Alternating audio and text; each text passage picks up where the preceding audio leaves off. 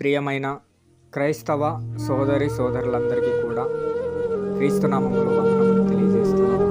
ఈరోజు ప్రకాష్ గంటెల్ అనే గారు అకాల మరణానికి మనం చింతిస్తూ సత్యవాక్యం కొరకు ఎంతగానో పోరాటం చేసే క్రీస్తు సైనికుడు, సత్యాన్ని సరిగ్గా విభజించి ఉపదేశించే గొప్ప దైవజనుడిని మనం కోల్పోయాము.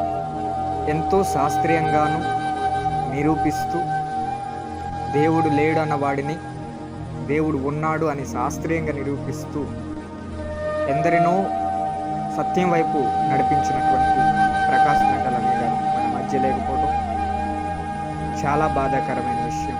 కనుక ప్రకాష్ గంటెల్ అనే గారి కుటుంబం కొరకు మనం ప్రార్థించవలసిందిగా మిమ్మల్ని కోరుతున్నాను. మీ పీకే పాల్. అంతా బాగున్నప్పుడు ముఖం మీద చిరునవ్వు ఉండడం ఎవరికైనా సాధ్యమే. క్రైస్తవుడికి ఏముంది గొప్పతనం?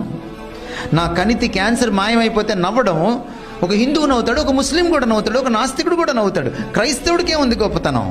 కానీ లోపల ఏమీ మాయమవ్వకుండానే జబ్బు అలాగే పెట్టుకుని సఫర్ అవుతూ కూడా బయటికి నవ్వగలిగానంటే అది ఒక క్రైస్తవుడికి అర్థం ఉంటుంది.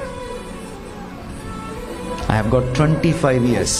ఈరోజు నేను సిల్వర్ జూబ్లీ చేసుకున్నాను. నా kidney problem silver Jubilee year ఇది. నాకు పెళ్లి కాలేదు కాబట్టి 25th anniversary నాకు లేదు.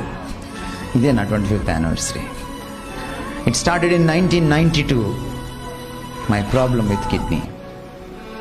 నేను దాని దేవుడిని అడిగాను, నువ్వు నా కోసం చచ్చిపోయావు, నిన్నేం అడగలేను, తీసేయమని కూడా నేను అడగలేను. నీకు ఇష్టమైతే తీసేయలేకపోతే ఉంచే, బట్ నీ కృప నువ్వు నాకు చాలు.